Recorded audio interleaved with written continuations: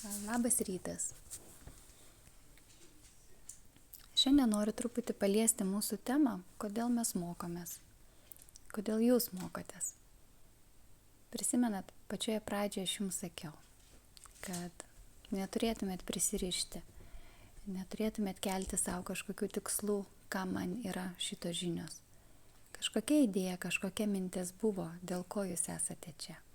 Bet iš tikrųjų, Dievas nuves jūs ten, kur jūs turite būti. Nuves pas tuos žmonės, pas kurios turite nueiti. O galbūt tai bus paskata jūsų visai kitokio, naujo gyvenimo pradžiai.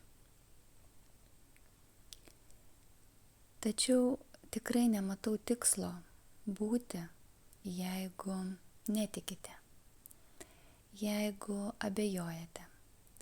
Jeigu galvojate, kad tai, ką jūs gaunate, turi pagerinti jums vienu ar kitu būdu jūsų materialinį būvį, kad tai gali suteikti jums pripažinimo, kad tuo jūs tapsite pranašesni prieš kitus. Aš stebiu jūs. Galbūt kartais mano pastebėjimai nebūna teisingi, bet aš pati šitų mokymą matau vieną tikslą. Tai, kad tos žinios, kurias jūs tikėdami, pirmiausia, priimsite į savo gyvenimą, pirmoje vietoje leis keistis jum, kaip sąmoningai asmenybei.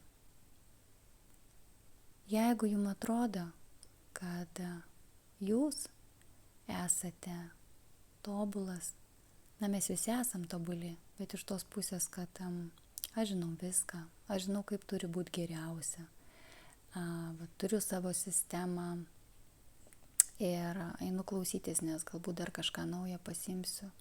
Tai neteisingas motyvas. Pasimsiu ir pritaikysiu kitiem, nes man tai jau nereikia. Visų pirma, būtent man ir reikia. Ir jeigu aš pats gebėsiu su tom žiniom skleistis, atverti sielą, praverti savo sąmonę, tai būtent tik nuo to ir keisis aplinkybės ir žmonės šalia manęs. Ne dėl to, kad aš geidžiu jų pasikeitimo, o todėl, kad aš keičiuosi. Dievas, kūrėjas, veikia labai subtiliai. Jis veikia per jūs. Bet pirmiausia, tam, kad jūs gebėtume priimti jo tyrą šviesą, turime patys leisti tai šviesai būti mumise. Ir tas tikslas, kada mes priimam žinias ir po to galvojame jas skleisti, turėtų būti suformuotas ne kaip išsaugoti pilnai sveiką kūną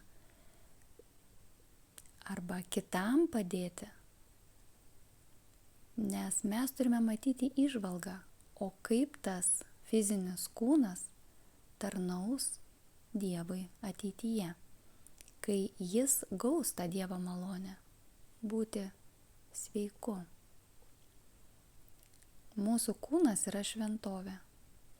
Mūsų kūnas tai yra mūsų dvasios įrankis, per kurį mes galime reikštis materijoje, tapti kūrėjais, bendrakūrėjais, bendraautoriais to pasaulio, kuris yra aplink mus. Ir kada mes kalbam apie tai, kad kas yra teisinga mityba,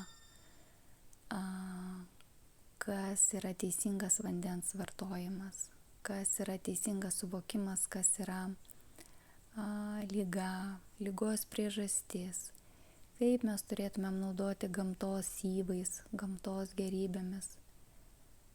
Tai visų pirma yra tam, kad pirmiausia jūs paruoštumėte savo kūną šventovę, tai šviesai, kuri galėtų ateiti pas jūs. Per savo patirtį, pavyzdžiui, aš gaunu žinias, aš jas taikau savo gyvenime, mes įgyjame pasitikėjimą. Tos žinios įgauna, jos tampa tarsi inkaru, nes tikėti yra tikrai daug lengviau, kada pats tai pereini, kada pats tai turi. Todėl tikrai kviečiu jūs visus į sąmoningą perėjimą į kitą mitybą. Bet neturite tai daryti, pasakė, dabar turėčiau. Ne, pirmiausia, jūs turite sąmoningai suvokti, kam jums tai reikalinga. Ne tam, kad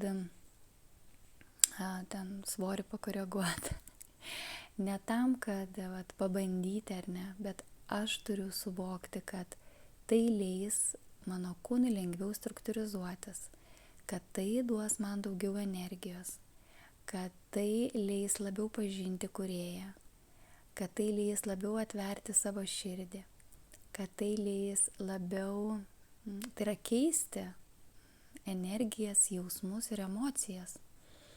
Nes ką aš įdedu į kūną, tas manyje ir kalba. Ką aš priimu savo kūną, tas manyje ir kalba. Tačiau taip, kad tai galėtumėt padaryti, visų pirma, jūs turite suvokti kaip. Ir